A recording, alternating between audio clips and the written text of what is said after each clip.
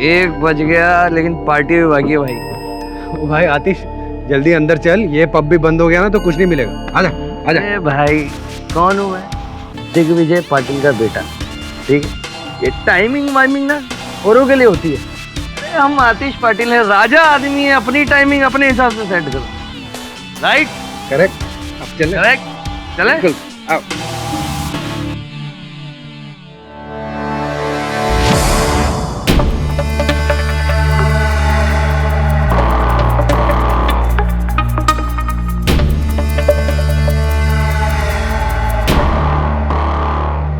भैया महेश शिंदे ना, ये यहाँ क्या कर रहे थे रात?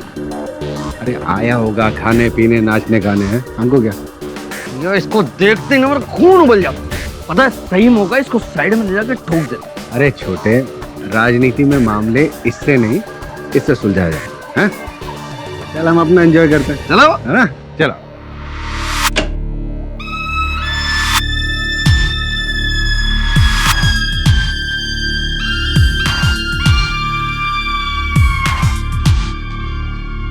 ये पब है क्या भैया? ऐसे पब में लेके जाऊंगा, ऐसा करूंगा वैसा करूंगा। इसको पब बोलते हैं? अरे ये शमशान घाट है, देखो भूत नजर आ रहे नाचते हुए। अरे वेयर इज क्राउड मैन? कहाँ है क्राउड? अब छोटे, रात को 1 बजे तुझे कौन से पब में क्राउड मिलेगा? टाइम बहुत हो गया ना। चलो तो कहीं और चलते हैं। अरे लेकिन अभी इस वक्त कहीं कुछ और नहीं मिलेगा। ये कम से कम खुला हुआ तो है।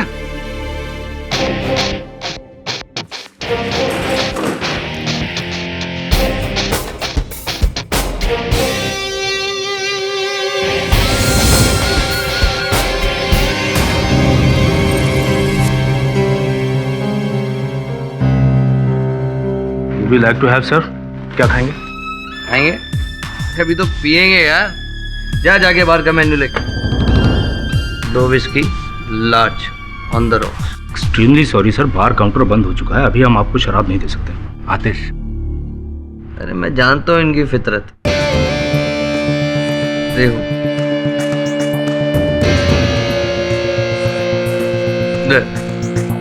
तो whisky large. Extremely sorry sir, bar का फाइनल अकाउंट हो चुका है, बार एकदम पूरी तरीके से क्लोज हो चुका है। लेना प्लीज आप डिनर ऑर्डर कर दीजिए, वो भी लास्ट एंड फाइनल।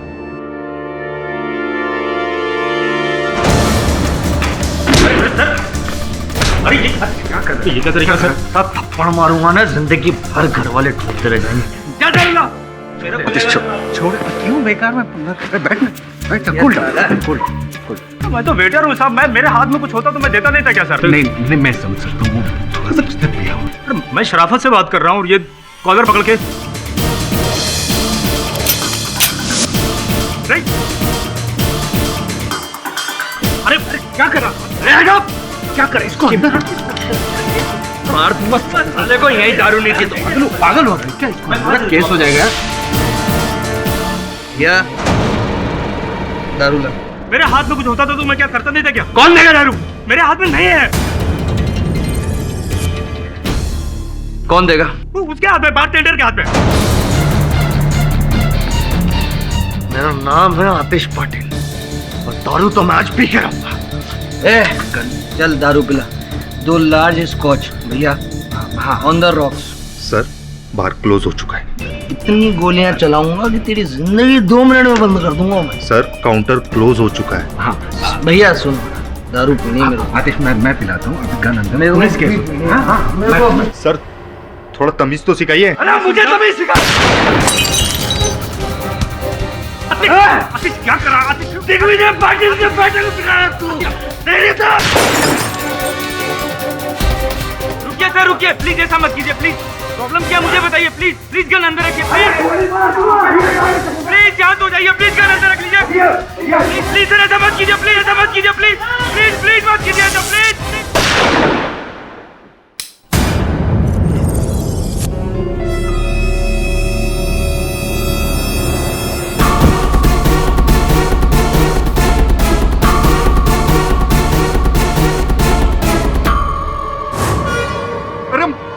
मार दिया रे। खून खून।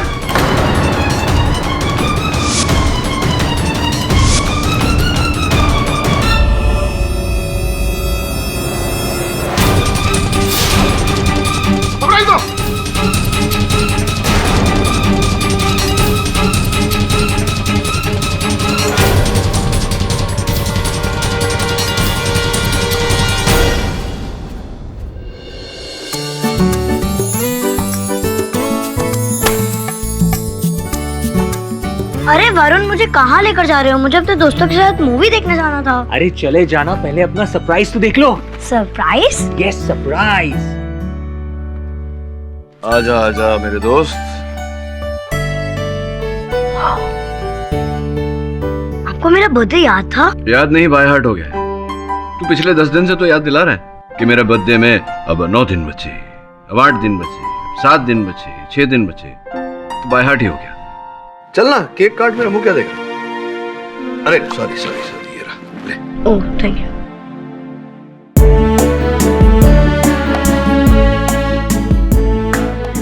हाँ to happy birthday to you, happy birthday dear Tony, happy birthday to you. नहीं, मुझे नहीं, पहले सर को खिला, सीनियर है। अरे नहीं, पहले केडी से को खिलाओ। अरे पहले उसको खिला। नहीं, पहले पहले मैं ही खा लेता हूँ। हाँ पहले तू ही खा ले। एक काम कर, एक केक पूरा ले जा, अपने दोस्तों के साथ बांट के खा जा। क्या बोल रहा है? अच्छा गिफ्ट तेरे घर पे पहुंचा दिया है तेरी मम्मी के पास। अब जा यहाँ से, भाग।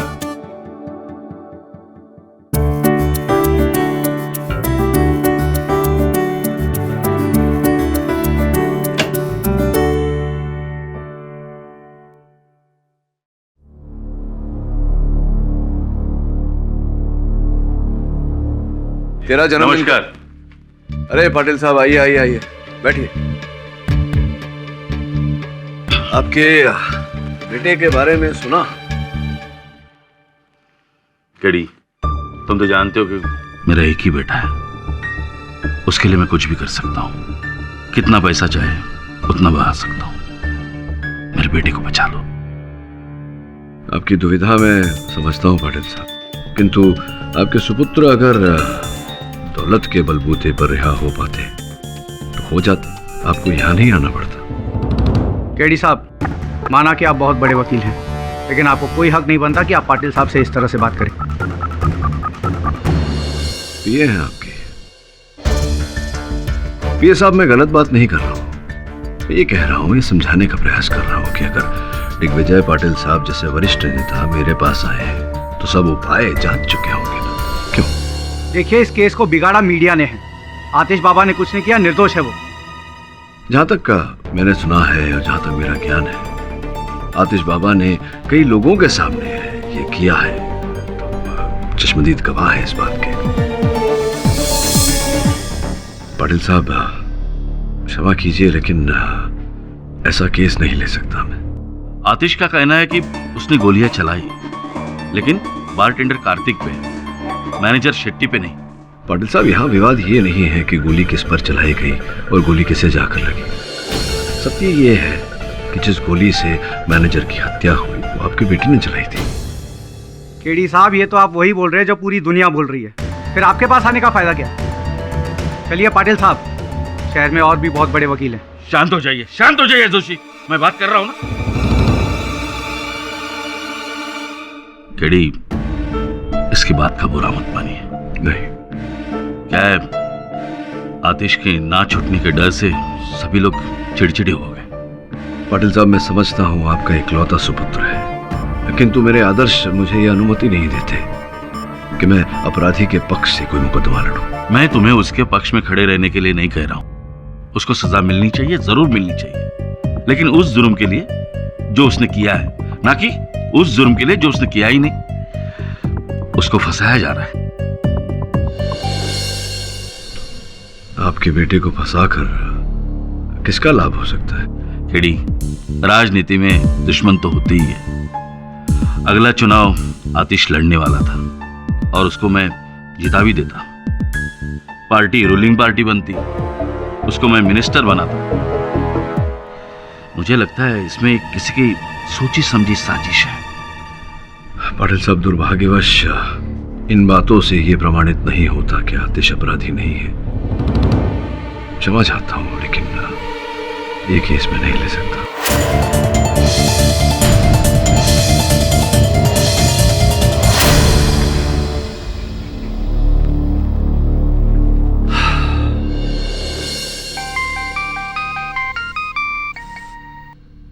केडी पाठक, आतिश पाटिल का केस लेकर तू अच्छा नहीं कर रहा है केडी। अच्छा, आप कौन बोल रहे हैं भाई साहब? मैं जो कोई भी बोल रहा हूँ, तू बस इतना समझ ले कि अगर तूने आतिश पाटिल का केस लिया तो ऐसी दर्दनाक मौत दूंगा कि तेरा केस लेने के लिए कोई वकील नहीं आएगा। बधाई हो भाई साहब, ये फोन करके आपने आतिश पाटिल के पक्ष में एक वकील खड़ा कर दिया। वैसे देखिए, हेलो हेलो, कमाल कर पूरी बात भी नहीं सुनते।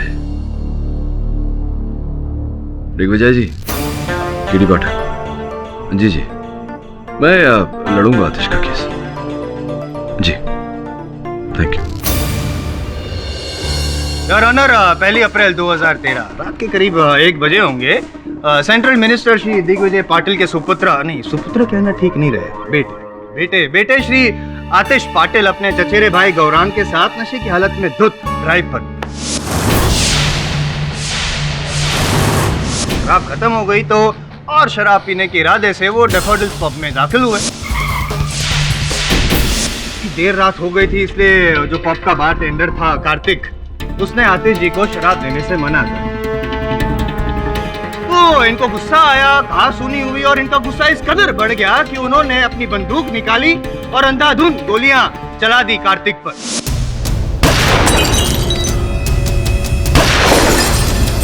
सिचुएशन को कंट्रोल करने के लिए योर ऑनर, जो पब के मैनेजर थे मिस्टर शेट्टी, वो बीच में आ गए। इसलिए जो गोली कार्तिक को लगने वाली थी वो मिस्टर शेट्टी को लग गई और बेचारे वहीं पर मर गए। मानता हूँ योर ऑनर, मैं मानता हूँ कि ये कोई प्री मेडिटेटेड मर्डर नहीं है, लेकिन आवेश में आकर, गुस्से में आकर की गई हत्या जरूर है योर ऑनर। आतिश जी को लगा होगा कि भाई मैं तो बहुत ही प्रभावशाली परिवार से ताल्लुक रखता हूँ, मेरी जिद, मेरे ईगो के सामने कौन टिक पाएगा, मैं आराम से बच के निकल जाऊंगा, लेकिन को बच के जाने नहीं दूंगा आतिश जी। योर ऑनर, मेरे पास मौका वारदात पे मौजूद 10 चश्मदीद गवाह भी हैं। मौका वारदात से खूनी का पकड़ा जाना, और सबसे इंपॉर्टेंट बात है ये मर्डर वेपन जिससे हत्या की गई थी, ये पिस्तौल। इस पर आतिश जी की उंगलियों के निशान भी है। इससे साफ जाहिर होता है कि ये खून आतिश जी ने ही किया है योर ऑनर।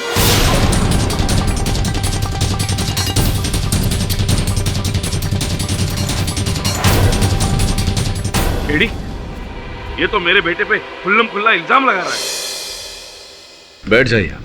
पाटिल साहब, याद दिला दूं आपको कि आपकी पार्लियामेंट नहीं है कि मन चाहा तब कुर्सी से खड़े हो गए और जो जी में आया बोल दिया। आप मेरे बेटे पे झूठा इल्जाम लगा रहे। इल्जाम झूठा या सच, ये तय करने का काम जज साहब का है, आपका नहीं पाटिल साहब। मिस्टर दिग्विजय पाटिल, आप शांत हो जाइए, आपको बोलने का मौका दिया जाएगा। योर ऑनर, मुझे लगता नहीं है कि किसी को भी कुछ भी बोलने की जरूरत पड़ेगी आज यहाँ अदालत में, क्योंकि मेरे पास जरूरत से ज्यादा गवाह भी है और सबूत भी है, जिससे साफ जाहिर होता है कि एक फैक्ट न मिलने पर इन्होंने, आतिश जी ने निर्दोष आदमी बेचारे मिस्टर शेट्टी का खून कर दिया।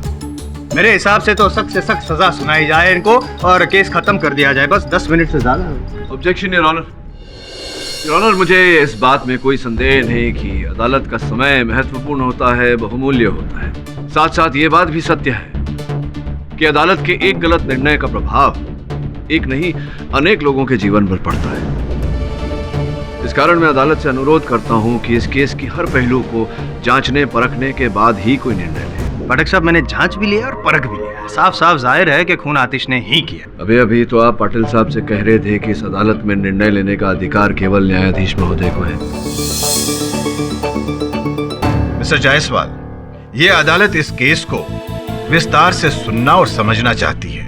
जैसे आप चाहें योर ऑनर। इस केस को आगे बढ़ाने के लिए मैं अहम गवाह गौरांग भाटिया को कटघरे में बुलाने की अनुमति चाहूंगा। अनुमति है। गौरांग जी, तो बताइए उस रात क्या हुआ था? जी, उस रात डैफोडिल पब में ड्रिंक्स का टाइम खत्म होने के बाद जब ड्रिंक सर्व करने को कहा आतिश ने, तो वेटर ने मना कर दिया था, तो आतिश को गुस्सा आ गया था। गुस्सा आ गया था, तो इसका मतलब कि आतिश ने आपके सामने ही गोलियां चलाई थी? नहीं, देखिए, उनकी गोली मैनेजर को नहीं लगी थी। नहीं, मेरे सवाल का जवाब दीजिए। जो पूछा जाए, गोली चलाई थी आपके सामने या नहीं चलाई?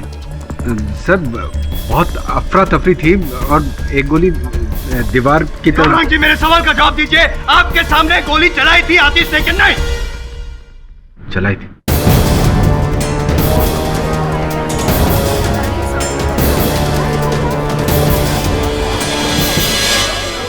Order order, silence please. लेकिन सर आतिश वैसा इंसान नहीं है, वो किसी का मर्डर नहीं कर सकता। नहीं, आपका मानना है कि आतिश बहुत ही सीधा साधा भोला शरीफ इंसान है। नहीं, अफसोस, लेकिन आपकी गलतफहमी में यूं दूर कर दूंगा, लेकिन पहले अपने सीनियर। पाठक साहब, आप कुछ पूछना चाहेंगे? योर ऑनर, इस समय कोई प्रश्न नहीं। अब जा सकते हैं। योर ऑनर, मैं अपनी अगली गवाह आतिश जी की एक्स गर्लफ्रेंड लीना को बुलाना चाहूँगा। लीना जी, 23 दिसंबर 2012 को आपने कांदीवली पुलिस स्टेशन में कंप्लेंट लिखवाई थी आतिश जी के खिलाफ कि उसने आपके सर पर लोहे के सलिए से वार किया और जानलेवा हमला किया था। क्या ये सच है? जी हाँ। बता सकती हैं आप ऐसा किस वजह से हुआ था? आतिश एक बददिमाग लड़का है जो मुझ पे शक करते रहता था। उस दिन हम स्टाइलिश इवनिंग रेस्टोरेंट में डिनर करने गए थे। वहां पर मुझे मेरा एक कॉलेज का पुराना दोस्त मिला था। मेरे दोस्त ने और मैंने काफी देर तक बातें की। बस आतिश को इस छोटी सी बात को लेकर जलन हुई और उसने खूब शराब पी। गुस्सा आया होगा उसने और आप पर, तो वार वहीं पे किया रेस्टोरेंट? जी नहीं, होटल के बाहर एक पार्किंग लॉट है, वहां पर उसने मेरे साथ खूब लड़ाई की और वहीं पर पड़ी एक लोहे की रॉड लेकर मेरे सर पर दे मारा। बस तभी मैंने सोच लिया था कि इस बददिमाग इंसान को सजा दिलवा कर रहूंगी। मैं आपकी मदद करूंगा जरूर। योर ऑनर, आतिश जी शराब पीने के बाद अपने आपे में नहीं रहते, वो जल्लाद बन जाते हैं। और सोचिए ना, गुस्से में आकर जो इंसान अपनी प्रेमिका को, जिससे वो शादी करने वाला था, उस पर जानलेवा हमला कर सकता है, तो एक मैनेजर जिसको वो जानता भी नहीं था, उसको मारना कौन सी बड़ी बात है? आप कुछ ऑब्जेक्शन लेना चाहेंगे?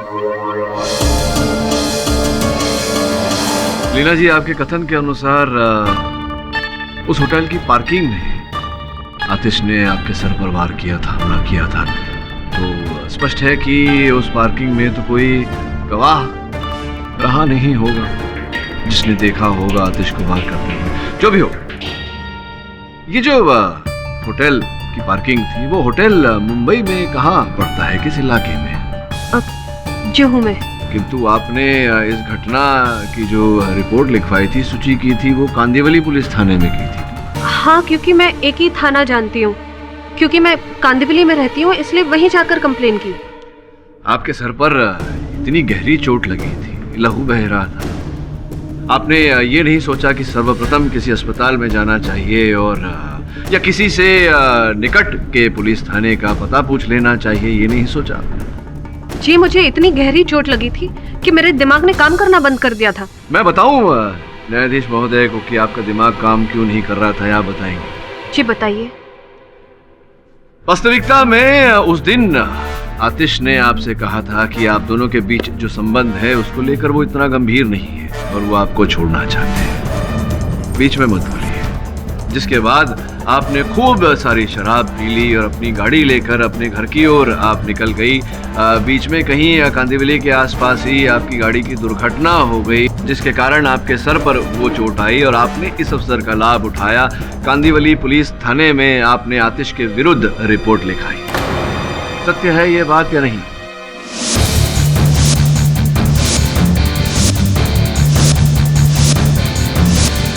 ये झूठ है, मेरा कोई एक्सीडेंट नहीं हुआ था।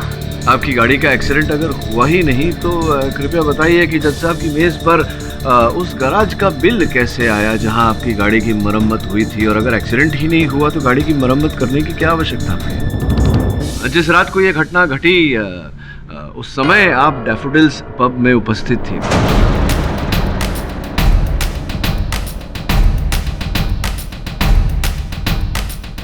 मैं वहां नहीं गई थी। अच्छा, आप नहीं गई थी, तो ये बताइए कि डैफोडिल्स पब की जो वैले पार्किंग है वहां आपकी गाड़ी का नंबर दर्ज है, तो बड़ा उत्सुक हूं जानने के लिए कि आपकी गाड़ी स्वयं वहां आपके बिना कैसे पहुंच गई।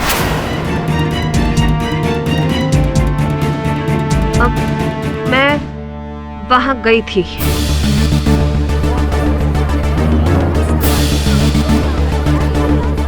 आप वहां गई थी।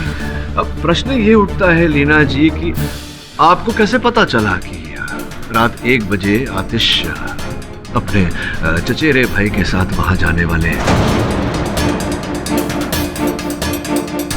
जी मैंने आतिश को फोन किया था। तो कुल मिला के ये समझ में आ रहा है कि आप आतिश की हत्या करने की मंशा लेकर वहां गई।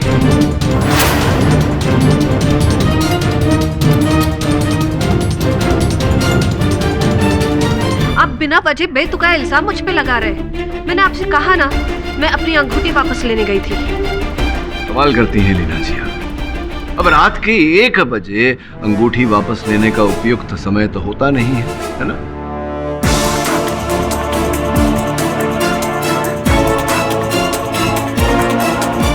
मेरी सगाई होने वाली है और मैं नहीं चाहती थी कि आतिश के पास कोई भी निशानी रहे ताकि कल को वो मुझे ब्लैकमेल कर सके।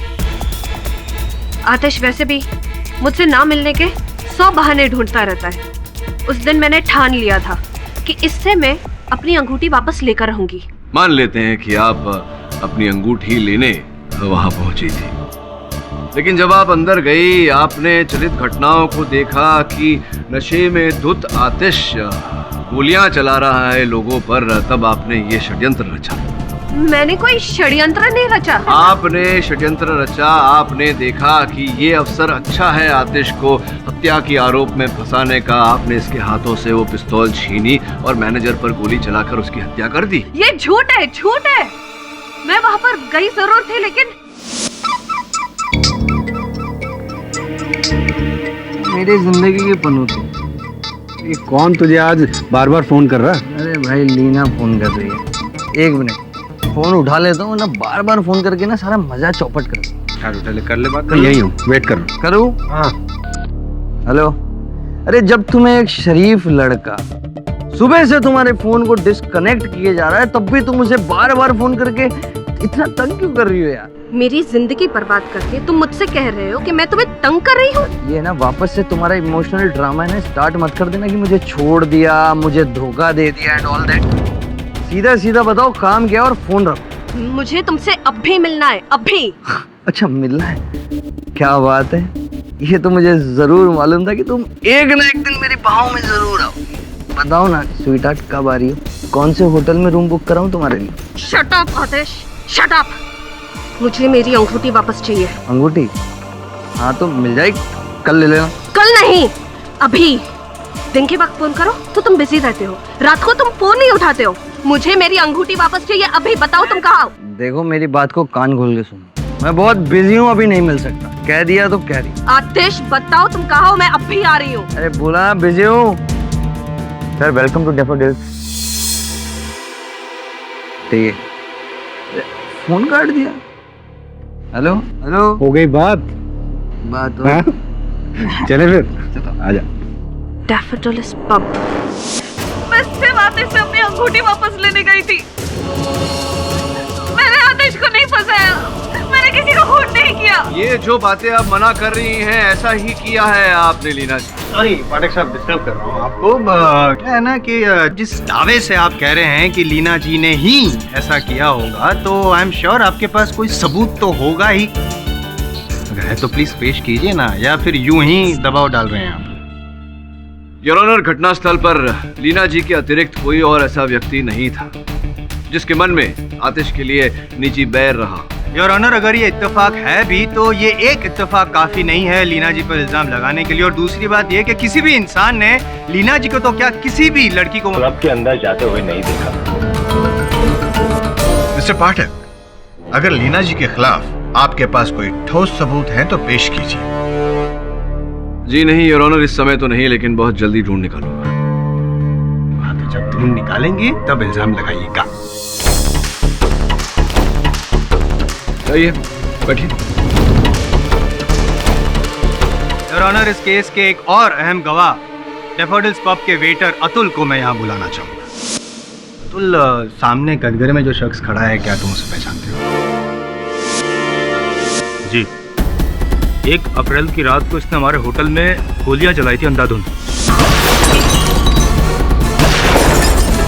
जिससे हमारे मैनेजर साहब की डेथ हो गई, मर गए वो।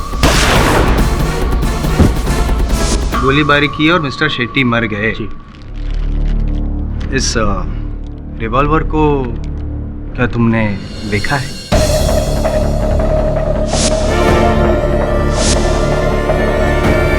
आतिश के हाथ में जो रिवॉल्वर थी वो बिल्कुल ऐसी थी।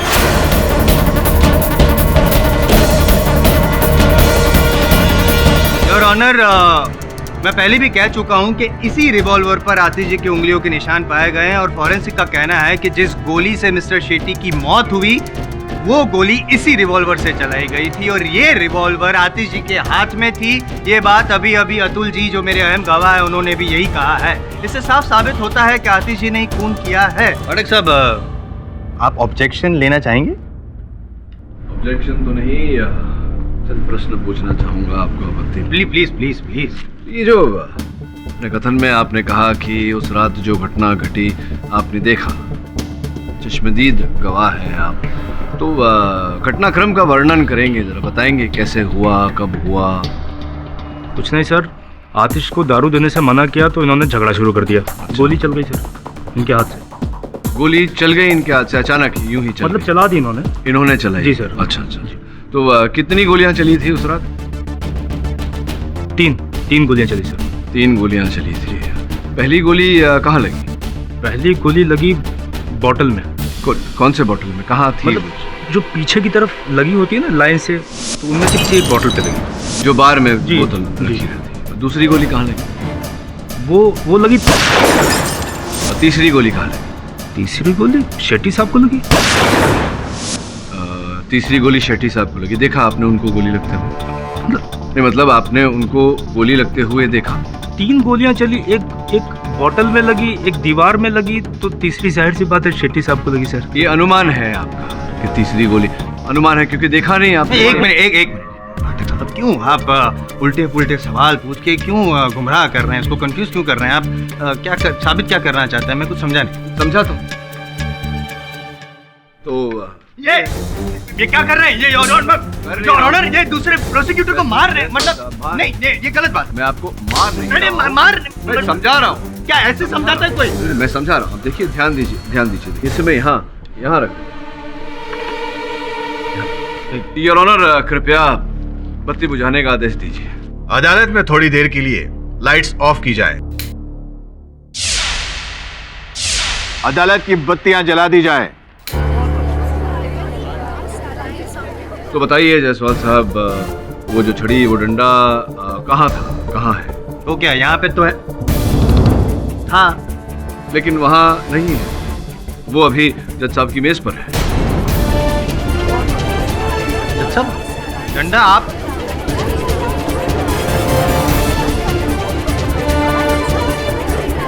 ऑर्डर। आपके पास डंडा कैसे पहुंचा? हाँ, समझ गया मैं। पाठक साहब, मैं इतना ना समझ नहीं हूँ, मुझे पता है ये सब आप ही ने किया है। अंधेरे का फायदा उठा के ये डंडा यहाँ से वहाँ वो जज साहब की मेज पे रख दिया आपने। मन की बात कह दी। अंधेरे का फायदा उठाकर मैंने डंडा यहाँ से वहाँ कर दिया।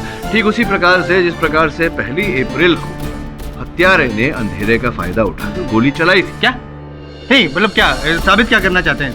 ये साबित करना चाहता हूँ जायसवाल साहब, योर ऑनर, की जायसवाल साहब इस केस की शुरुआत से कह रहे हैं कि इस केस में 10 चश्मदीद गवाह है। वास्तव में एक भी चश्मदीद गवाह नहीं है योर ऑनर। चश्मदीद गवाह वो होता है जो हत्या होते हुए देखता है। इस केस में अंधेरे के कारण किसी ने हत्या होते हुए नहीं देखा।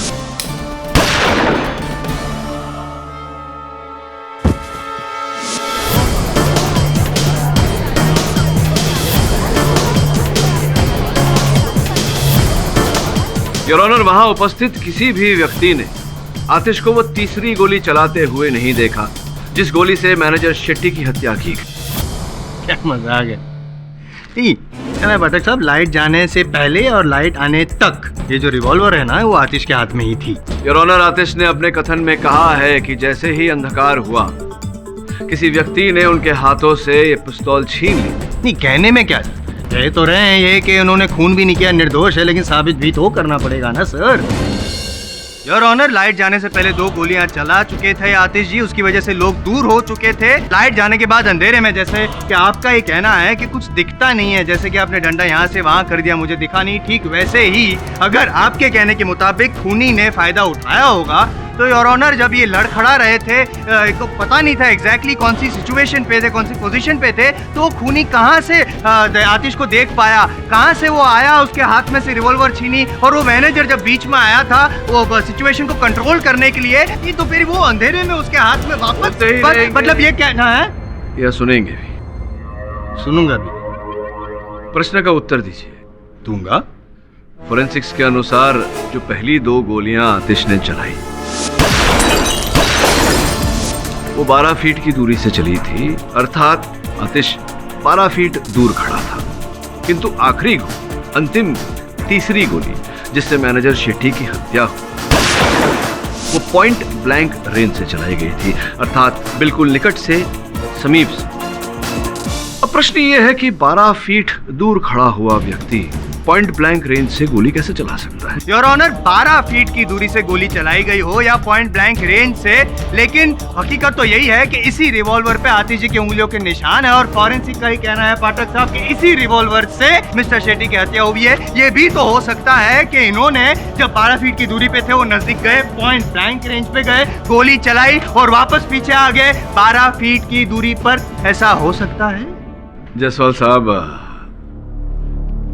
आपसे प्रश्न पूछना चाहूंगा। आप वाकई इतने नासमझ हैं या नासमझ होने का ढोंग करते हैं? क्योंकि इतना नासमझ तो कोई नहीं हो सकता। देखिए, जो हो सकता था और जो हुआ, दोनों बातों में अंतर है। अब जो हो सकता था उसको भूल जाइए, और जो हुआ उस पर ध्यान दीजिए। हुआ ये कि मैनेजर शेट्टी की हत्या इन्होंने की है, अतुल जी।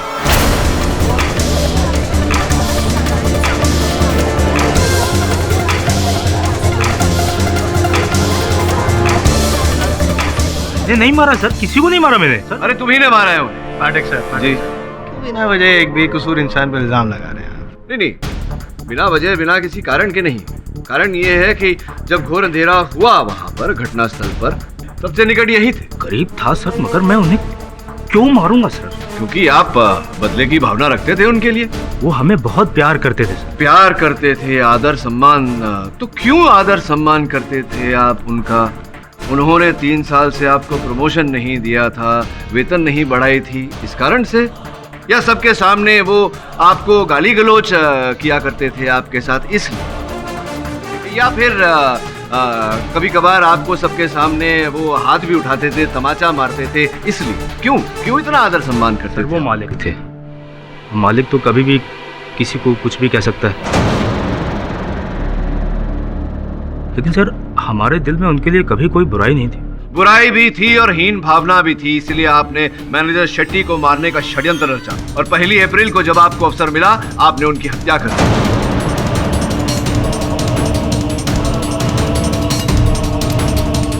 इतना ही नहीं, आप शहर छोड़कर गांव भागने वाले थे। कोर्ट का समन्स आया तो ये रुक गए जताने के लिए कि हत्या आपने नहीं की। सर मैं कुछ पर्सनल काम से जा रहा था सर। आप काम से नहीं जाने वाले थे, आप मैनेजर शेट्टी की हत्या करके जाने वाले थे, ऐसा? हाँ, ऐसा सुना है मैंने। कौन बोला सर आपको ये? आपके बंधु ने बताई मुझे। आपकी सारी सच्चाई इसी ने बताई। सर क्यों झूठ बोल रहे हैं? मैंने ऐसा कोई बयान नहीं दिया है। मैं क्यों झूठ बोलूंगा? आप सोचिए अतुल जी, मैं क्यों झूठ बोलूंगा? इसने आपके बारे में सब कुछ बताया, ये भी बताया कि आप दोनों एक साथ में उस पब में काम करना शुरू किए, इनकी तरक्की हो गई, ये बारटेंडर बन गए, आप वेटर के वेटर। कहा था कि नहीं आपने मुझे? सर ये क्या सच्चाई बताएगा मेरी? बताई है इसने। ये क्या बताएगा सर मेरे बारे में सच्चाई? क्यों? ये अपनी बीवी का इस्तेमाल करता है अपनी तरक्की के लिए, ये मेरी क्या सच्चाई बताएगा? औकात पर है, समझा? तू अपने औकात पर है चमचा। अभी तक तो मैंने सच नहीं बताया था, लेकिन अब बताता हूँ, ये मैनेजर को मारना चाहता था।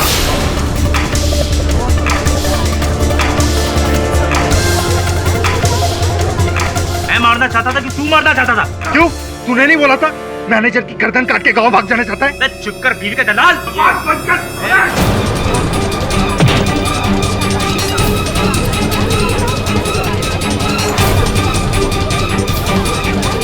मैं चुप कर बीवी का दलाल।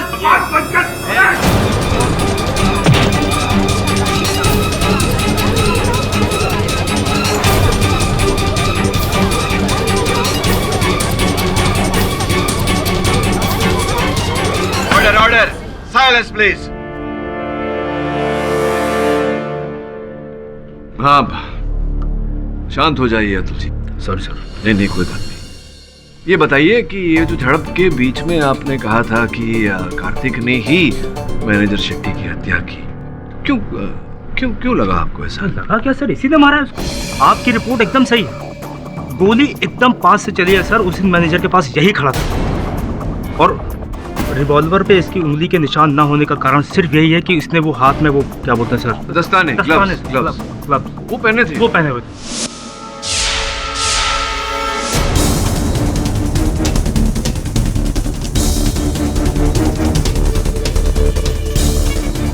क्या लगता है आपको, क्या कारण रहा होगा जिस कारण इन्होंने हत्या की होगी शेट्टी साहब? सर, कार्तिक की बीवी मालिनी हमारे होटल में वेटर है, तो मैनेजर और मालिनी के बीच में अफेयर था सर। ये बात होटल में सबको पता है। तौबा, बस बैठिए, आप उन्हीं से पूछते।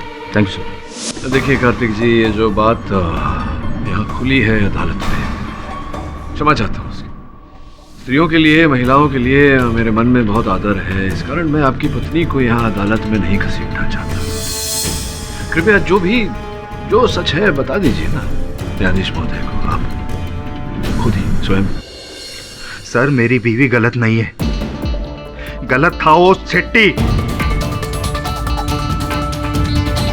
मेरी बीवी पे गलत नजर रखता था सर वो।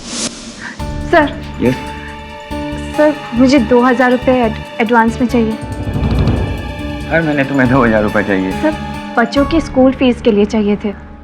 मालिनी, मैंने तुम्हारे कहने पे तुम्हारे पति को नौकरी पे रखा, तो वेटर से बारटेंडर बनाया, लेकिन इसमें मेरा क्या फ़ायदा? सर, मैंने आपसे कितनी बार कहा है कि मैं ऐसी औरत नहीं हूँ और आप हमेशा मुझे परेशान करते रहते हैं। आप जो चाहते हैं वैसा कुछ नहीं होगा। तो तुम, तुम्हारा पति दूसरी नौकरी ढूंढ लो।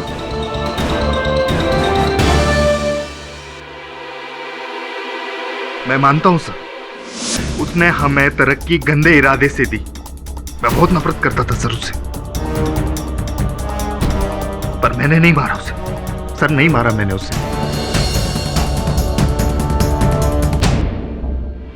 किसने मारा ये तो समय अनुसार पता चली जाएगा कार्तिक जी। आप बैठिए। योर ऑनर, इस समय पर मैं मिस्टर महेश शिंदे को कटघरे में बुलाने की अनुमति चाहता हूँ। Mahesh Shinde, I object your honour. Mahesh Shinde का इस केस से क्या लेना देना है your honour. Mister Mahesh Shinde विरोधी दल के नेता हैं, मिस्टर पाटिल के प्रतिद्वंदी हैं, और दोनों के बीच व्यक्तिगत बैर न हो किंतु राजनीतिक लड़ाई अवश्य है।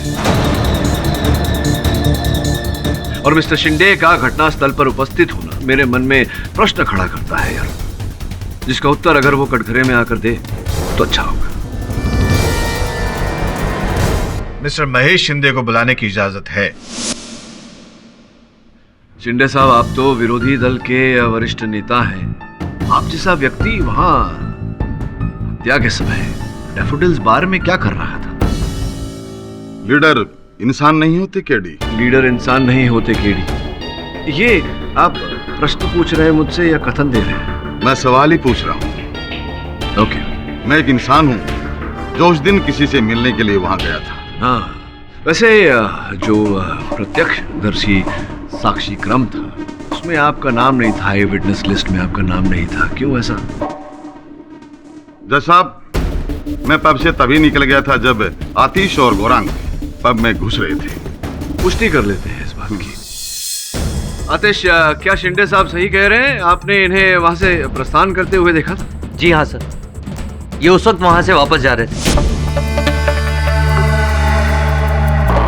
श्योर? Sure sir. क्षमा चाहता हूँ शिंदे साहब, अगर ऐसा है तो आपसे आगे कुछ पूछने का कोई अर्थ ही नहीं बनता। बिराजी। योर ऑनर, मैं केडी से कोई इंपॉर्टेंट डॉक्यूमेंट देना चाहता हूँ।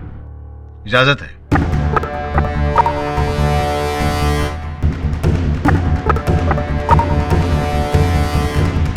आखिर क्या है इस रिपोर्ट में? योर ऑनर, अभी अभी मेरे हाथ में विद्युत विभाग की एक सूची आई है जो इस केस का रुख बदल कर रख देगी। इसके अनुसार 1 अप्रैल को जिस रात हत्या हुई उस इलाके में कोई विद्युत विफलता नहीं थी, कोई पावर फेलियर नहीं हुआ यार। इसका सीधा सीधा अर्थ ये निकलता है कि किसी ने जानबूझकर बत्ती गुल की थी।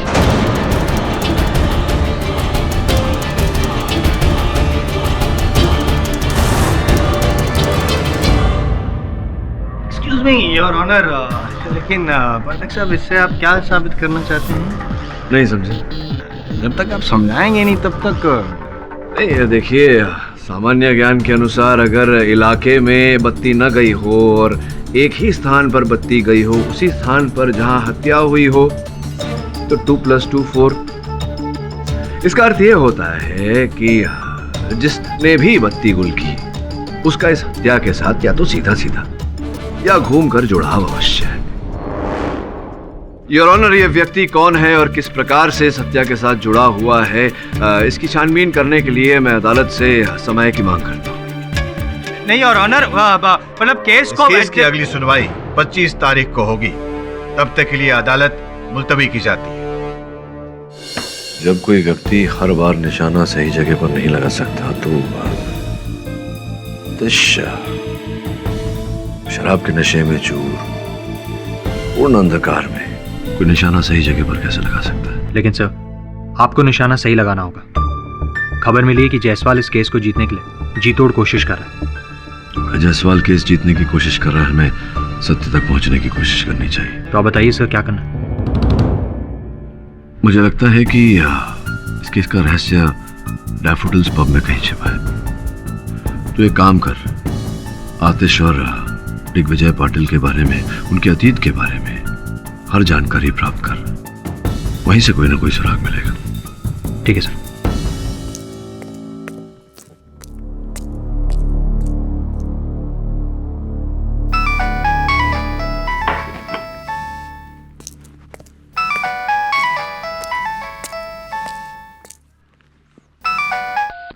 हेलो। तुझे मना किया था ना आतिश का केस लेने से? मरने का शौक है क्या तुझे? बहुत सबको आनी है, कौन इससे छूटा है? तू फना नहीं होगा, ये ख्याल झूठा है। ये शेर तुझे बहुत महंगा पड़ेगा केडी। अब शेर ही क्या जो हल्का हो। एक बात और सुन लीजिए, अगर आतिश निर्दोष है तो मेरे होते हुए ऐसी कोई अदालत नहीं दुनिया में जो उसे दोषी साबित करे। अच्छा, तो अपने दिन गिनने शुरू कर दे। ओके, 1 2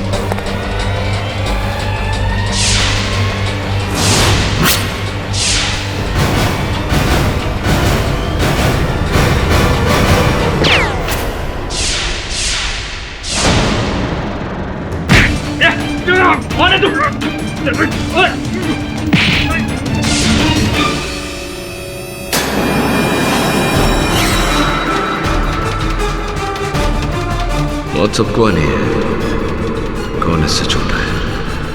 तू फना नहीं होगा, ये ख्याल झूठा है।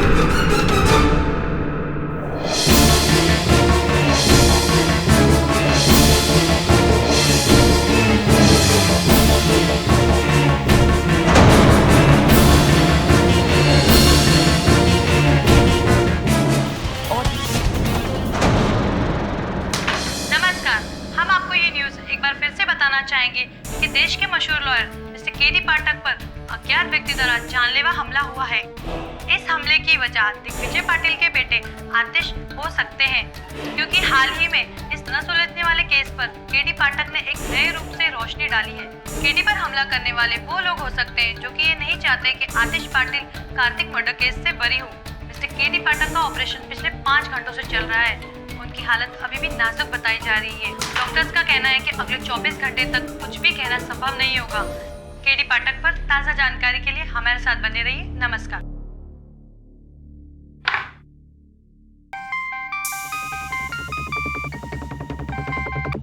हेलो।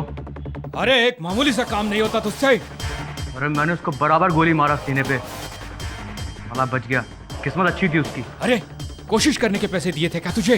अरे केडी बच गया तो क्या हुआ, हालत देखिए उसकी कितनी खराब है। देखो केस का फैसला होने से पहले वो कोर्ट जा नहीं पाएगा। अरे तू जानता नहीं है केडी को, कुछ भी कर सकता है वो। चल एक काम कर, अब कुछ दिनों तक घर से बाहर मत निकल, समझ गया?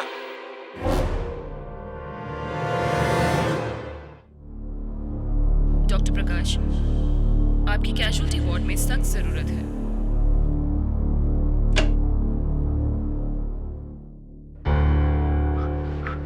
डॉक्टर, केडी को होश आ गया। Thank God. क्या हम केडी सर से मिल सकते हैं? आप लोग मिल सकते हैं।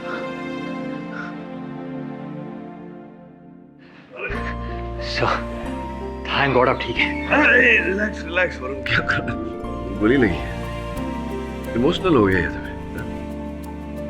गोली से नहीं मारा तो प्यार से मार देगा। आई एम सॉरी सर। मैं ठीक हूँ वरुण, लगता है पूरी तरह से ठीक होने में कुछ समय लगेगा। केडी तुम्हें किस पर शक है? कौन हो सकता है जिसने तुम पर हमला किया? पता नहीं यार, लेकिन धमकी भरे कॉल्स आ रहे थे कि मैं आतिश का केस छोड़ दूं। इसलिए मुझे लग रहा है कि जिसने भी मुझ पर गोली चलवाई उसका संबंध तो अवश्य है आतिश के केस के साथ। सर कल आतिश के केस की पेशी है, अगर आप कहें तो मैं दिग्विजय जी से कह दूं कि वो कोई दूसरा वकील। सोचने वाली बात है। तो एक काम करो,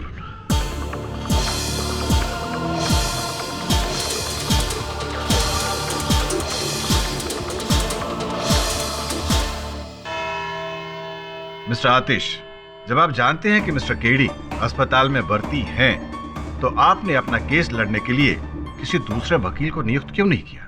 यो आना, क्योंकि मैं नहीं चाहता कि मेरा केस कोई और वकील लड़े, और मुझे इस बात की पूरी उम्मीद भी है कि मिस्टर केडी जल्द से जल्द ठीक हो जाएंगे। उम्मीद के सहारे अदालत में केस नहीं लड़े जा सकते, मशवरा दे रहा हूँ आपको मैं आतिश जी। वैसे आज अदालत में आतिशबाजी जरूर होगी। योर ऑनर, आतिश जी ने इसी पिस्तौल से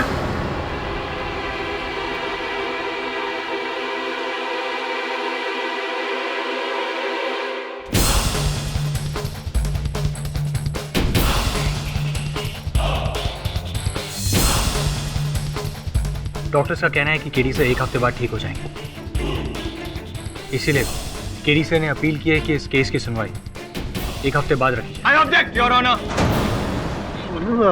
पाठक साहब के साथ जो हुआ मुझे बहुत गम है उस बात का, हमदर्दी भी है योर ऑनर, लेकिन भावनाओं की कोई जगह नहीं होती ना अदालत में। और वैसे भी ये जो केस है वो सुर्खियों में आया हुआ महत्वपूर्ण केस है। 1 हफ्ते तक डिले करना मुझे लगता नहीं सही होगा। क्या पता पाठक साहब 1 हफ्ते में ठीक ना हो, 2 हफ्ते भी लग जाएं, और शायद योर ऑनर। मिस्टर जायसवाल, ये सच है कि इस केस की सुनवाई को 1 हफ्ते के लिए बढ़ाना मुश्किल है, पर हर मुल्जिम को एक मौका मिलना चाहिए अपनी सफाई पेश करने का।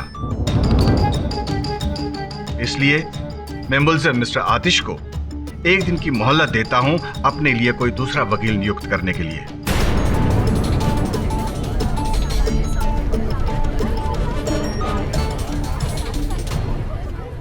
इस केस की अगली सुनवाई कल होगी, तब तक के लिए अदालत मुलतवी की जाती है।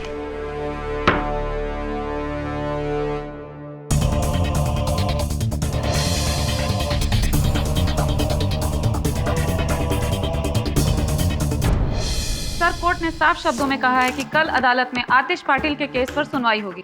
इस बात पर आप क्या कहना चाहेंगे? मुझे जो भी कहना है अब अदालत में ही कहूंगा। सर, आपको लगता है आप इस हालत में कोर्ट में जाकर केस लड़ सकेंगे? क्यों? मेरी हालत बिल्कुल ठीक है, पूर्ण रूप से स्वस्थ हूँ मैं, और कल आतिश पाटिल को अदालत में बचाने के लिए मैं अवश्य उपस्थित रहूंगा। No more questions please. आप देख सकते हैं हम इस वक्त सिटी हॉस्पिटल में मौजूद हैं, जहां पर केडी ने साफ शब्दों में कहा है कि वो अब पूर्ण रूप से स्वस्थ हैं और कल कोर्ट जाकर आतिश पाटिल के केस में जरूर हाजिर होंगे। इस खबर को सुनकर आतिश पाटिल और दिग्विजय पाटिल को जरूर राहत मिली होगी, पर हमलावर जरूर सदमे में होगा, क्योंकि एक बात तो तय है कि हमला करने वाला ये नहीं चाहता कि केडी आतिश का केस लड़े, जो कि अब कल केडी ही लड़ेगा। कैमरामैन नितिन के साथ अंजलि छाबड़िया, SK न्यूज।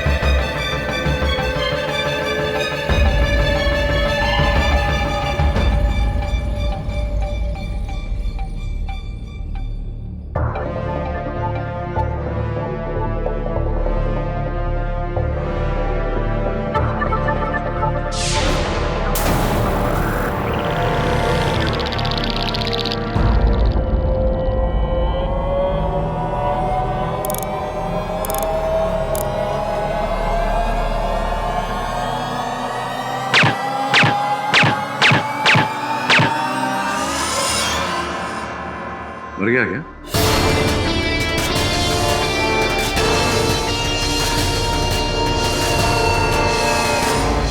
मुझे नहीं लगता इससे कोई लाभ होगा। जहां तक मेरा ज्ञान है, इस पिस्तौल में सिर्फ 6 ही गोलियां आती हैं। वो तो चला चुके ना।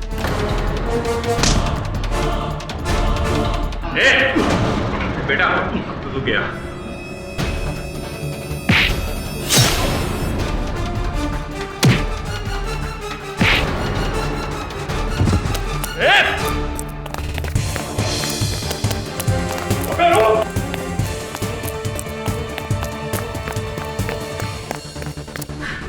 I'm okay.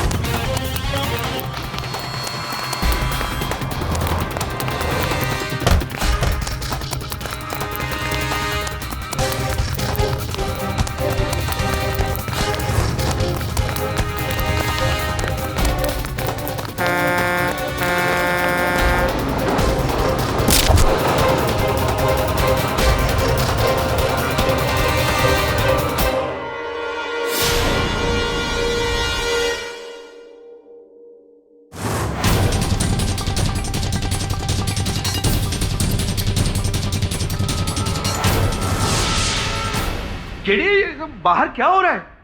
अरे गोलियां, गन, केडी तुम्हारा जख्म खुल गया।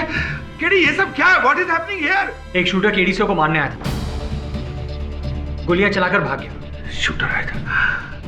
अच्छा, इसलिए तुमने प्रेस में झूठा बयान दिया कि तुम अदालत जाकर केस लड़ने वाले हो, ताकि शूटर तुम पर हमला करे और पकड़ा जाए, राइट? नहीं कृष्णकांत, मैंने कोई झूठ नहीं बोला। मैं कल अदालत जाने वाला हूँ। केडी भूल जाओ वो सब। तुम्हें खतरे से बाहर आए हुए अभी 1 दिन भी पूरा नहीं हुआ है और तुम केस लड़ने की बात कर रहे हो? ठीक से 10 मिनट खड़े भी नहीं रह सकते। तुम्हारे शरीर से इतना खून बह चुका है, और फिर मैं सिर्फ डॉक्टर ही नहीं हूं, तुम्हारा दोस्त भी हूं। तुम यहां से कहीं नहीं जाओगे बस। कृष्णकांत, तुम जानते हो ना, मेरा मुवक्किल निर्दोष है, उसे बचाना मेरा कर्तव्य है, मेरा जाना जरूरी है। केडी, तुम्हारी जान से बढ़कर कुछ भी नहीं है, और जब तक तुम पूरी तरह ठीक नहीं हो जाते, मैं तुम्हें कहीं नहीं जाने दूंगा। मैं इस कमरे से बाहर 2 गार्ड खड़े कर रहा हूं, वो पल पल की खबर मुझे देते रहेंगे। तुम कहीं नहीं जा रहे हो बस। Nurse, nurse! Don't believe this. Sorry KD, उसका एक्सीडेंट हो गया और वो ऑन द स्पॉट मर गया।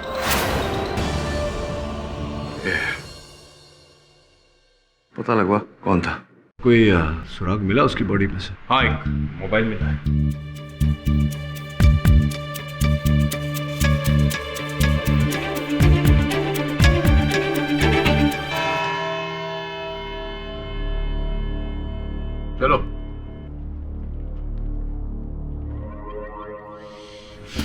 बार घड़ी देखने से समय बदलेगा नहीं, बुरा वक्त शुरू हो गया है आपका। क्या हुआ कि दूसरा वकील नियुक्त किया आपने या मैं मदद करूं? जयसवाल साहब, शायद आपने आज की न्यूज़ पढ़ी नहीं है। केडी साहब टाइम पे पहुंच जाएंगे, समझे? टाइम तो हो चुका। फाटक साहब कहाँ है? फाटक साहब नहीं आने वाले। ला भाई, केस पेपर दो मुझे। अरे दूसरी एक बात दिग्विजय जी, कल की न्यूज़ आप पढ़ लीजिएगा। आपके बेटे आतिश को फांसी की सजा।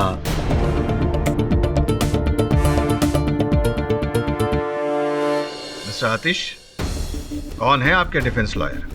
Your honour, I am so sorry, हमने कोई नया वकील नहीं किया। मिस्टर आतिश, कल आपको साफ शब्दों में कहा गया था कि अगर मिस्टर पाठक आपका केस नहीं लड़ रहे हैं तो आप अपने लिए किसी दूसरे वकील का इंतजाम कीजिए। मुझे पूरा भरोसा है सर, केडी आज जरूर आएंगे। Your honour, I am sorry, लेकिन मुझे लगता है आतिश जी ने इस अदालत को एक वेटिंग रूम बना के रखा है। इंतजार करते रहो केडी पाठक का वक्त बर्बाद हो। मैं आग्रह पूर्वक आपसे गुजारिश करूंगा कि हमें और वेट नहीं करना चाहिए केडी पाठक का। अगर कोई दूसरा वकील है तो ठीक है, वरना योर ऑनर प्लीज आप नतीजा सुना दीजिए।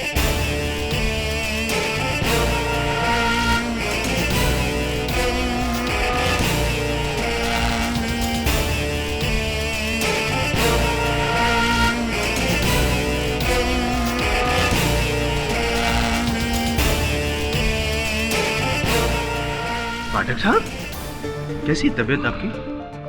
योर ऑनर, देर से आने के लिए क्षमा चाहता हूँ, और वो कहते हैं ना, देर आए दुरुस्त है। माफ कीजिएगा पाठक साहब, आप दुरुस्त नहीं आए, सिर्फ देर से।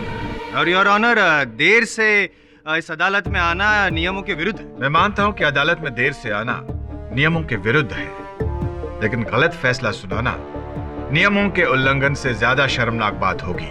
इसलिए अदालत की कार्रवाई शुरू की जाए। न्यायाधीश महोदय की बात दुरुस्त है।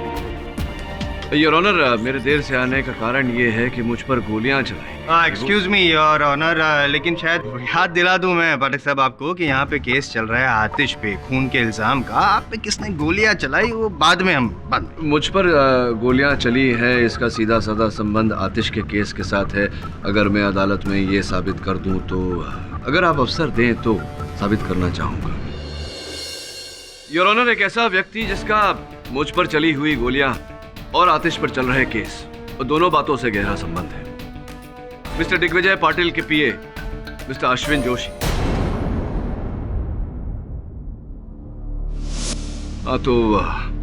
सॉरी अश्विन जोशी साहब, ये कितने वर्ष हो गए आपको दिग्विजय पाटिल साहब के साथ? पिछले 10 साल से। ऐसी। और उससे पहले क्या करते थे? उससे पहले मैं उनके बड़े भाई साहब श्री सूरज पाटिल साहब का पीए था। सूरज पाटिल जी, गौरांग के पिता जी। उनके देहांत के बाद जब मिस्टर दिग्विजय पाटिल हमारे पार्टी प्रेसिडेंट बने तो मैं उनका पीए बन गया। लोगों का कहना है कि आप न केवल पाटिल साहब के सबसे निकट के व्यक्ति हैं, आप उनके सलाहकार भी हैं। जी। समझ में नहीं आ रहा है योर ऑनर कि पाठक साहब जोशी जी का बायोडेटा क्यों पेश कर रहे हैं आप? ये जानने के लिए योर ऑनर कि क्या कारण है कि जोशी साहब नहीं चाहते कि इस केस से आतिश बरी हो।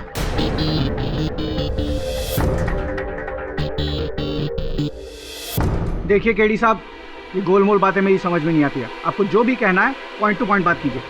चलिए पॉइंट टू पॉइंट बोलता हूँ। आप दद्दू बालम नामक किसी व्यक्ति को पहचानते हैं, जानते हैं? जी नहीं, पहली बार सुन रहा हूँ ये नाम। पहली बार आप ये नाम सुन रहे हैं?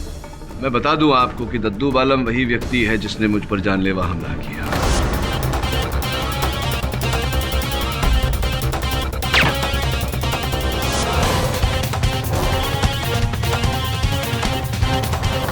किया होगा, मैं क्या कर सकता हूँ इसमें? आप कर क्या सकते हैं वो बात की बात है।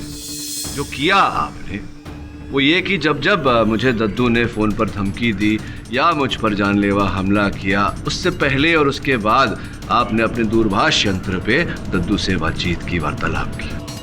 देखिए सरासर झूठ बात है, गलत कह रहे हैं आप। झूठ बोल रहा हूँ मैं? झूठ बोल रहा हूँ तो देखते हैं कि आपकी ये जो दूरभाष यंत्र की सूची जो हमने निकलवाई है ये क्या कहती है? ये देखिए, ये मार्क किया हुआ है, ये आप ही का नंबर है ना?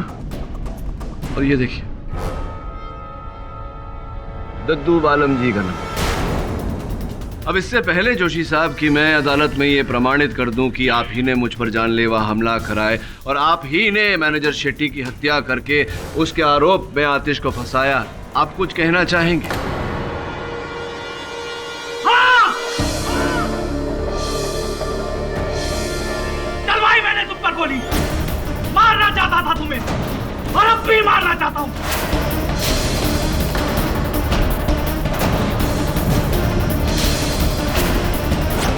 ये तो बताइए कि आपने बेचारे मैनेजर शेट्टी को क्यों मारा? उसे नहीं मारा मैंने। अच्छा, विचित्र बात है, मुझी से भूल हो गई लगता है। मैंने सोचा कि आप नहीं चाहते थे कि मैं प्रमाणित करूं अदालत में कि आपने मैनेजर शेट्टी की हत्या की, इसलिए आपने मुझे मारना चाहा। मारना तो चाहता हूं तुम्हें। क्यों? क्योंकि मैं नहीं चाहता कि तुम इस आतिश को निर्दोष साबित करो और वो इस केस से छूटे।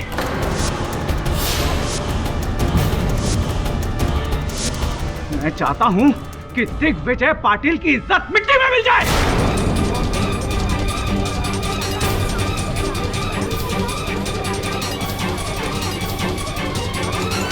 धोखेबाज, अस्तिन के साथ छोड़ूंगा नहीं मैं तुझे। छोड़ छोड़ कर। Order order. हाँ हूँ धोखेबाज, हूँ आस्तीन का साथ। आपकी तरह सच्चाई और ईमानदारी का पुतला नहीं हूं मैं।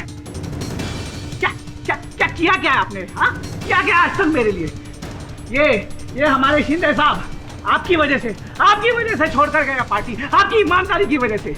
सिर्फ अपनी पार्टी और अपना बेटा यही दिखाई देते हैं आपको, हम में से कोई दिखाई नहीं देता है आपको। जोशी साहब, जोश छोड़िए और शांत हो जाइए। ये बताइए कि ये बैर जो है आपके मन में दिग्विजय पाटिल साहब के लिए, इसका कारण क्या है? क्यों है आपके मन में? दुश्मनी कोई नहीं थी सर, कोई बैर नहीं था। 10 साल ईमानदारी से सेवा की इनकी। अपनी अकल से, अपनी सूझबूझ से इन्हें सलाह दी, जिसके बल पर आज ये मिनिस्टर बने। बदले में कुछ नहीं मांगा मैंने इनसे, सिर्फ एक बार एक छोटी सी चीज मांगी थी। पाटिल साहब, एक बात करनी थी आपसे। बोलो जोशी। हो सकता है आपको थोड़ा अजीब लगे, आप ये सोचे कि ये जोशी क्या बोल रहा है।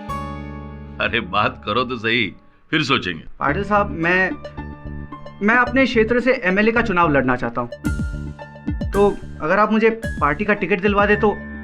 जोशी, मैंने कभी सोचा ही नहीं था कि तुम चुनाव लड़ने में दिलचस्पी रखते हो। अब तरक्की की मंशा तो हर किसी के मन में होती है पाटिल साहब, अगर ये मंशा मेरे मन में भी है तो इसमें बुरा क्या है? बात बुरे की नहीं है, हर इंसान अलग कार्य के लिए बना है। अगर तुम चुनाव जीत भी जाओगे लेकिन क्षेत्र को संभाल नहीं पाओगे। अरे पाटिल साहब, लेकिन एक मौका तो दीजिए मुझे।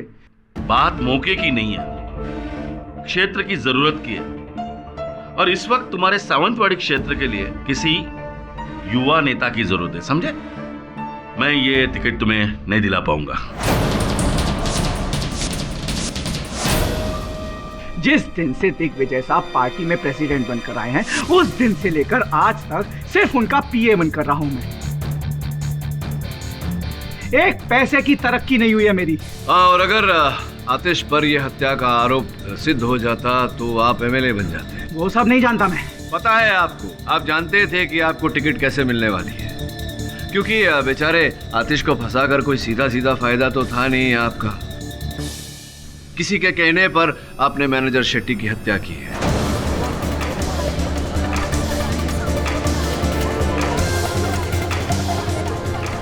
देखिए केडी साहब, मैं आपसे पहले भी कह चुका हूं कि मैनेजर शेट्टी को मैं नहीं जानता, मैंने उसे नहीं मारा। आप ही ने की है। और ऑनर, जोर जबरदस्ती की जा रही है यहाँ पे जोशी जी पे इकबाल जुर्म करवाने के लिए। I object. Objection overruled. Your honour, मैं कोई जबरदस्ती नहीं कर रहा, कोई दबाव नहीं डाला। जोशी साहब के फोन की इस सूची से ये पता चलता है कि मैनेजर शेट्टी की हत्या के 15 मिनट पहले इन्होंने विरोधी दल के नेता महेश शिंदे साहब को फोन किया था। ये सीधा संकेत है योर ऑनर इस बात का कि मैनेजर शेट्टी की हत्या में जोशी और शिंदे दोनों का हाथ है।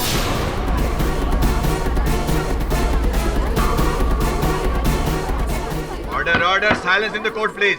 अरे केडी साहब, मैं आपसे कितनी बार कहूं, मैंने कोई खून नहीं किया। जरा ये अद्भुत बात लगी मुझे कि मैनेजर शेट्टी की हत्या के 15 मिनट पहले आपने विरोधी दल के नेता शिंदे साहब को फोन किया। अंततः क्या लेना देना है आपका शिंदे साहब के साथ? बताता हूँ। क्या हुआ जोशी जी, टिकट देने से मना कर दिया ना? क्या बताऊं शिंदे साहब, पहली बार इतना ईमानदार आदमी देखा है। अरे पाटिल साहब को अपने लोगों से ज्यादा अपनी पार्टी की पड़ी। भाई जोशी जी, राजनीति का पहला असूल है कि ना तो कोई किसी को टिकट देता है और ना ही कोई टिकट लेता है, बल्कि षड्यंत्र पूर्वक उसे छीना जाता है। आप कहना क्या चाहते हैं? कैसे मिलेगा मुझे टिकट?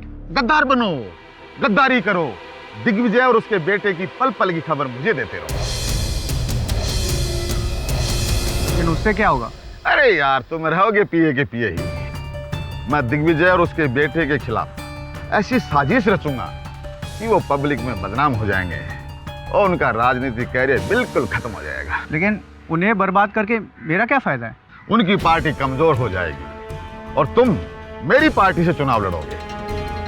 तुम गद्दी से मतलब रखो यार, कहाँ पार्टियों के चक्कर में पड़े रहते हो? जाओ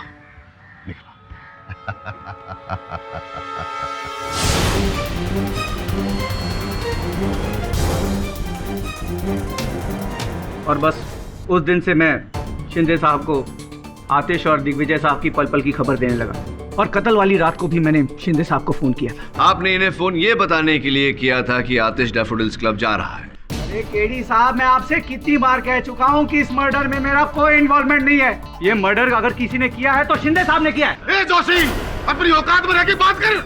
आप इनकी बात मत सुनिए सर। आप जानते नहीं है कितने खतरनाक आदमी है। आप पर ये जो गोली चलवाई गई है ना, उस आदमी का नंबर भी इन्होंने दिया था मुझे। जोशी चुप! और ये सब मुझे फंसाने की साजिश है। मैं भला किसी का मर्डर क्यों करूंगा? Order order silence please. Your honour, मैं मिस्टर महेश शिंदे को कटघरे में बुलाने की अनुमति चाहता हूं। योर ऑनर, पाठक साहब पहले भी शिंदे जी को यहाँ पे कटघरे में बुला चुके हैं और आतिश खुद कह चुका है कि जब वो डैफोडिल्स पब में अंदर घुस रहा था तब उसने खुद शिंदे जी को पब से बाहर निकलते हुए देखा है। योर ऑनर, नए साक्ष्य की रोशनी में प्रश्न भी नए। Objection overruled. शिंदे साहब, ऐसा कहा जाता है कि आप दिग्विजय पाटिल साहब के बड़े भाई सूरज पाटिल साहब के बहुत करीब थे, बहुत चहीते थे उनके। जी हाँ, वो मेरे राजनीतिक गुरु थे। जब दिग्विजय पाटिल साहब दल के प्रधान बने तो दल छोड़ क्यों दिया? क्योंकि मैं इनके विचारों से खुश नहीं था। विचारों से खुश नहीं थे या इनकी ईमानदारी से खुश नहीं थे? क्या ये सत्य नहीं है कि जब इन्हें पता चला कि जनता में आपकी छवि मैली है तो इन्होंने आपको टिकट देने से इनकार कर दिया? यही कारण था कि आपने इनके साथ दुश्मनी कर ली। एक्सक्यूज मी पाठक साहब, क्यों पाठक साहब आवेश में आके किए गए एक साधारण मर्डर को आप कोई भी हत्या साधारण नहीं होती मिस्टर जायसवाल, विशेषकर मैनेजर शेट्टी की हत्या, योर ऑनर। क्योंकि इस हत्या से आतिश पाटिल और दिग्विजय पाटिल का नाम मट्टी पलित हो जाता और इसका सबसे अधिक लाभ शिंदे साहब। मान लीजिए कि अगर ये बात सही भी है तो क्या ये काफी नहीं है साबित करने के लिए शिंदे जी ने आतिश को फंसाया है? अगर मैं ये साबित कर दूं कि शिंदे साहब का कथन कि ये डैफोडिल्स पब से हत्या के आधे घंटे पहले निकल गए थे, ये वाक्य झूठ है, तो क्या कहेंगे? मैं ये कहूंगा कि आप ही से सीखा है पाठक साहब कि बोलो मत करो। करूं? चलिए बताइए कि जब आपने प्रस्थान किया डैफोडिल्स पब से तो किस प्रकार अपने वाहन में गए थे आप, अपनी ही गाड़ी में? क्या मतलब? नहीं, मतलब ये है कि होता है कभी कभी कुछ खराबी आ जाती है गाड़ी में तो व्यक्ति टैक्सी, रिक्शा, बस, पैदल, साइकिल आदि ऐसा कोई और वाहन का प्रयोग करता है, उपयोग करता है। आप कैसे गए थे? अब ऐसा कुछ नहीं है, मैं अपनी कार से गया था। तो फिर ऐसा कैसे हुआ शिंदे साहब कि आपकी गाड़ी हत्या के आधे घंटे बाद तक डैफोडिल्स पब के पार्किंग लॉट में ही खड़ी थी?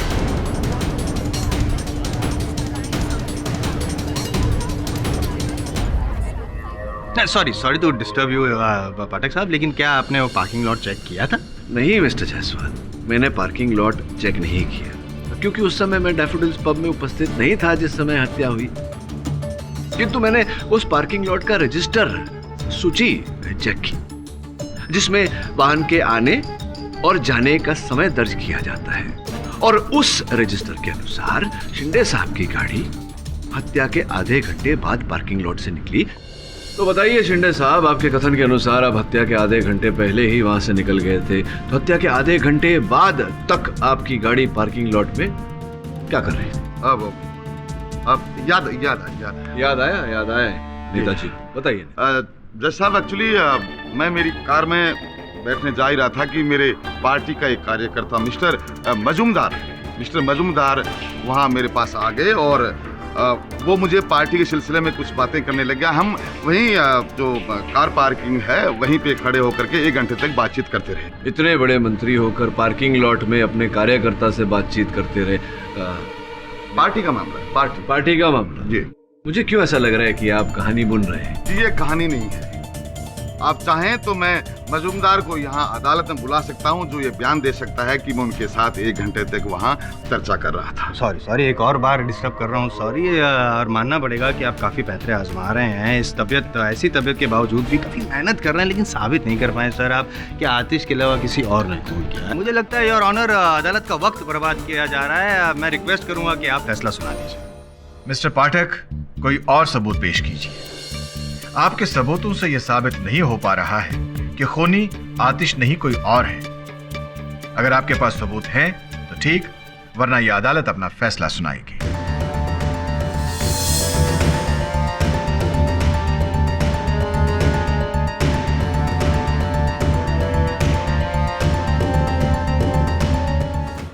योर ऑनर, ये केस अभी मुझे काफी हद तक सुलझा हुआ लग रहा है। क्या बात है, वो पाठक साहब मुझे भी बता दीजिए ना, तो मेरी भी जो उलझन है वो सुलझ जाए। नहीं, आपकी उलझन दूर करने, आपको समझाने ही तो मैं अदालत आता हूँ जायसवाल साहब।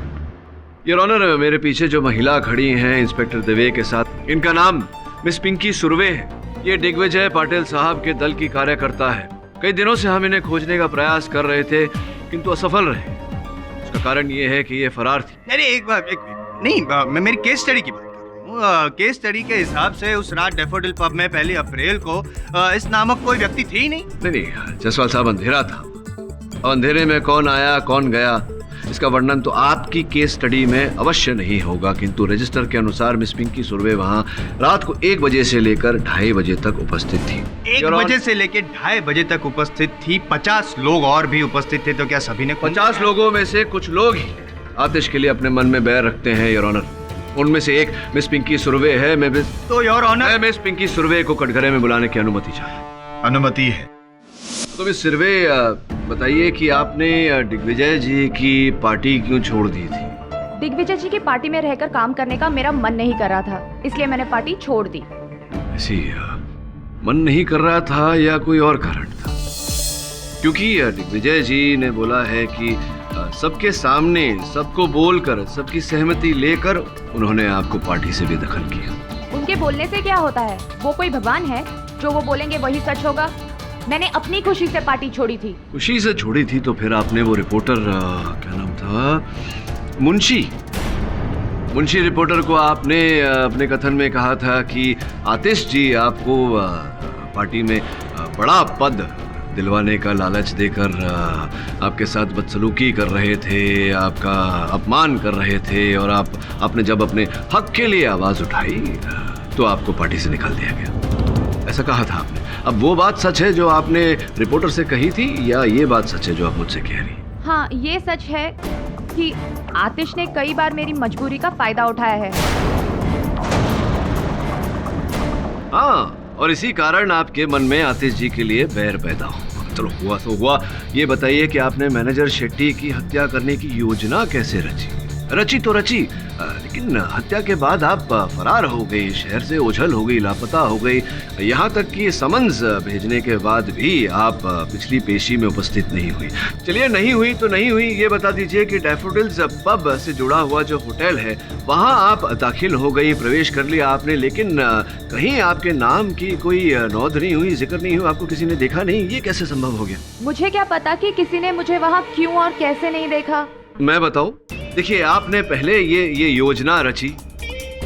आपने कार्तिक से कहा कि चाहे जो हो जाए आतिश को दारू नहीं देना। आप जानती थी कि आतिश अपने साथ अपना रिवॉल्वर रखता है। आप जानती थी कि जैसे ही कार्तिक शराब देने से मना करेगा, आतिश अपने रिवॉल्वर का उपयोग करेगा। आप जानती थी कि ऐसा होगा। आपने किसी और व्यक्ति को नियुक्त किया था जो उसी समय बिजली काटने वाला था, वहां अंधेरा करने वाला था, और जैसे ही वहां अंधेरा हुआ आप घुसी और आपने आतिश के रिवॉल्वर द्वारा मैनेजर शेट्टी पर गोली चलाकर उसकी हत्या की।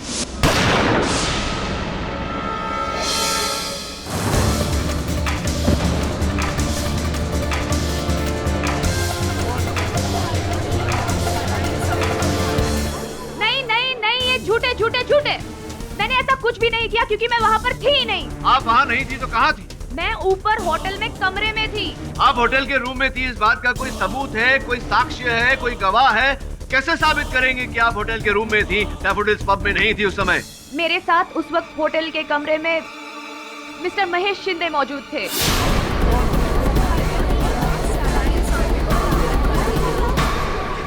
जज साहब, ये झूठ बोल रही है, मुझे फंसाने की कोशिश कर रही है लड़की। माँ कसम, मैं वहां नहीं था।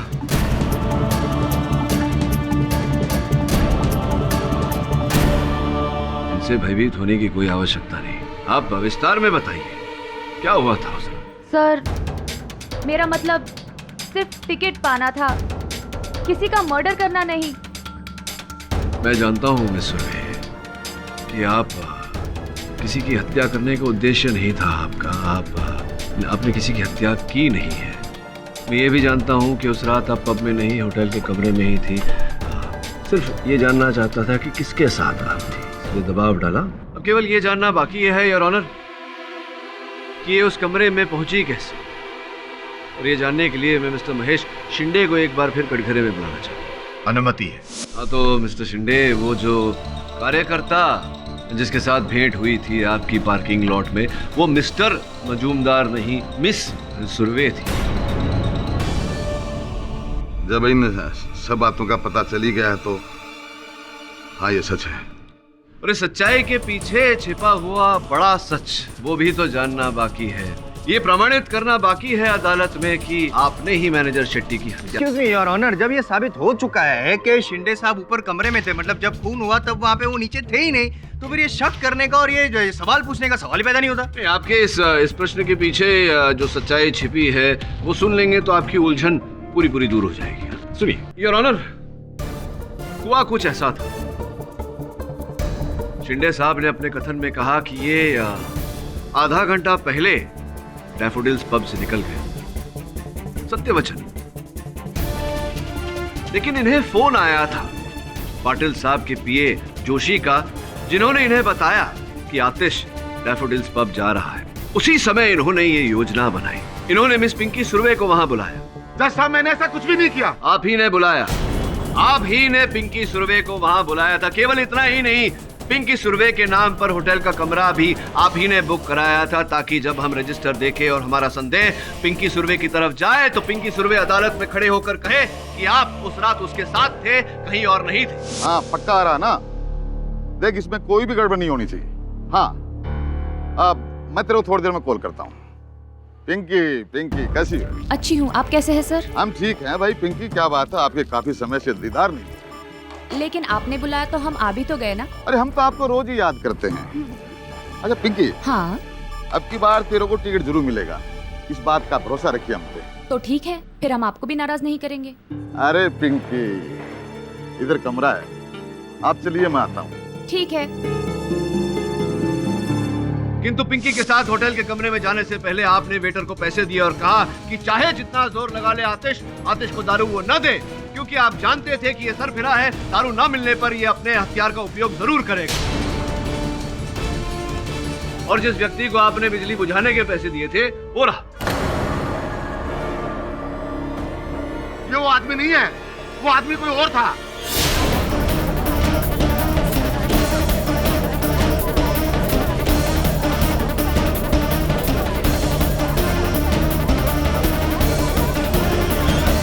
मतलब आपने पैसे दिए थे किसी व्यक्ति को बिजली काटने के लिए? इसका अर्थ ये होता है शिंदे साहब की षड्यंत्र आपका रचा हुआ है, मैनेजर शेट्टी की हत्या आप ही ने की है। मैंने शेट्टी को नहीं मारा, लेकिन मैं जानता हूं कि शेट्टी को किसने मारा है। किसने की है बताइए।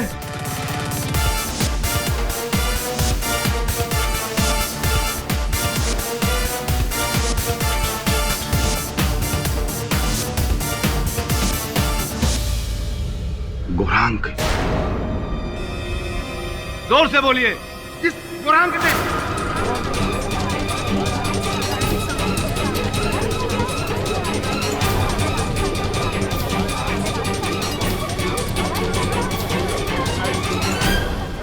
ये भी बता दीजिए कि आपको कैसे पता कि हत्या गौरांग ने की? मैं जब पिंकी के साथ होटल के कमरे में था तो मैंने शोर शराबा सुना, गुस्से की आवाजें सुनी, तो मैं कमरे से निकल करके नीचे चला गया।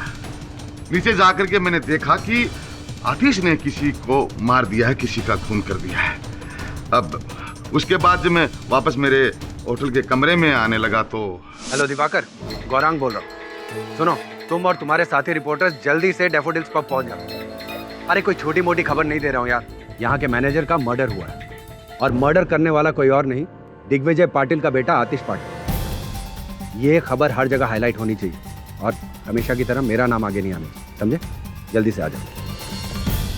हाँ शंकर, बहुत अच्छा काम किया तुमने, एकदम सही टाइम पे लाइट ऑफ। चलो, और सुनो, किसी को पता नहीं चलना चाहिए कि मैनेजर का मर्डर मैंने किया। नहीं पता पड़ेगा साहब। चलो अब गायब हो जाओ, दिखना मत। Come on. गौरांग, मुझे अभी पता चला कि आतिश ने पब में किसी का खून कर दिया है, लेकिन वो खून तूने किया है ये पता ना था। और ये बात अब तुम सबको बता दोगे? अरे ना, मुझे क्या पागल कुत्ते ने काटा है? तुम्हें फंसाने से मुझे क्या फायदा? हाँ, आतिश को फंसाने से मुझे बहुत ज्यादा फायदा होगा। मंत्री जी, रूम बुक करके आप यहाँ क्या कर रहे हैं? ओहो, टिकट बांटी जा रही है यहाँ पर? हाँ, तुम कमरे पर चलो, मैं अभी आता हूँ। भाई ये तो नहले पे दहला हो गया। तुम हमारे राजदार और हम तुम्हारे। मैं चलता हूँ, इंतजार कर रही है।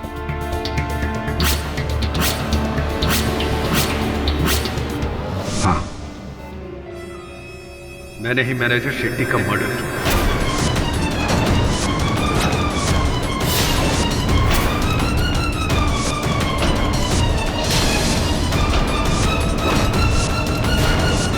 अगर मेरा बस चलता तो दिग्विजय पाटिल और आतिश को भी खत्म कर देता। गौरांग, अदालत में ये प्रमाणित हो चुका है कि मैनेजर शेट्टी की हत्या आपने की है। अब इकबाले जुर्म करना है तो करिए, वरना सत्य उगलवाने के तरीके भी हैं पुलिस के पास भी, हमारे पास भी।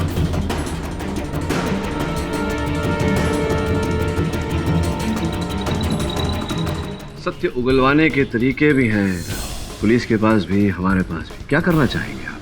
आतिश को फंसाने का प्लान मैंने पहले से ही तय किया हुआ था, इसीलिए मैं उसे डैफोडिल पब में लेके गया।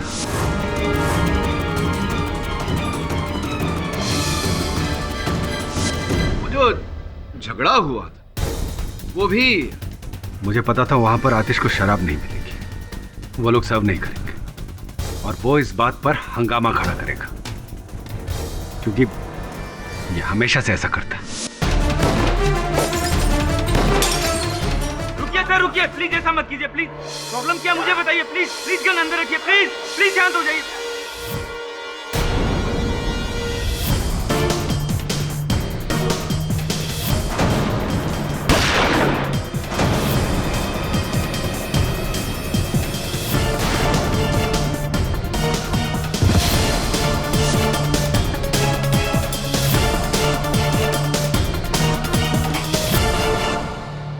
मैं तुझे बेटे जैसा समझा और तूने अपने काका को भी धोखा दिया?